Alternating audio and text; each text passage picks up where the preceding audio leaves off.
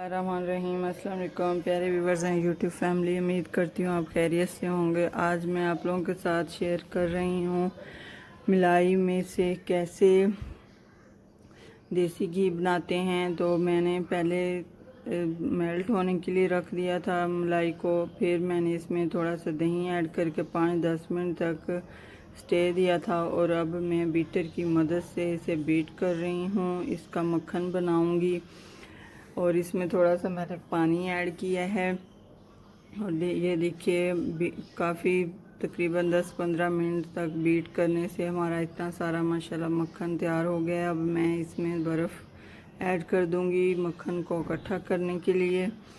तो ये देखिए हमारा मक्खन जो है हम इकट्ठा हो गया है।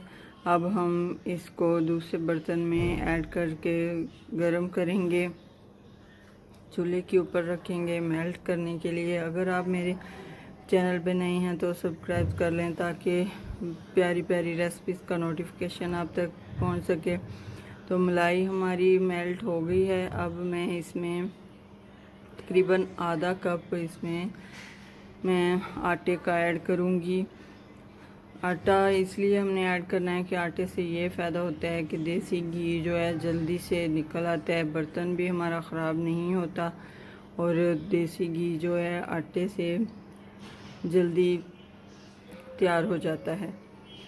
और ये देखिए 5 मिनट में हमारा देसी घी जो है वो अलहदा हो गया है और जो हमारा मक्खन था वो अलहदा हो गया है। तो ये देखिए ज़बरदस्त हमारा देसी घी तैयार हुआ है।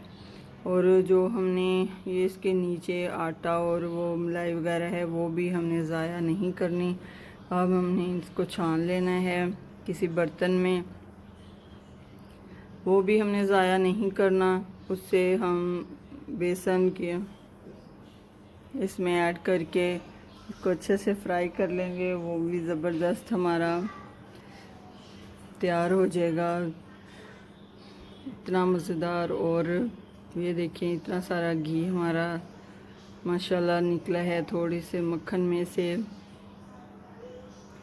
तो आप भी इसी तरह ज़रूर ट्राई कीजिएगा। देसी घी घर में बनाएंगे और यकीन मानिए बनाना बहुत ही आसान है। और ये देखिए मैं वो जो इसमें से मैंने छाना है वो भी मैं ज़ाया नहीं करी। इसमें आधा कप मैंने बेसन का ऐड किया है, इसको अच्छे से फ्राई करूँगी और इसमें थोड़ी सी शुगर ऐड करके तो ये भी हमारा एक मज़ेदार सा एक अच्छी चीज़ तैयार हो जाएगी। मज़ेदार सा हमारा हलवा बेसन का तैयार हो गया है और ये देखिए बहुत ही नरम और ज़बरदस्त।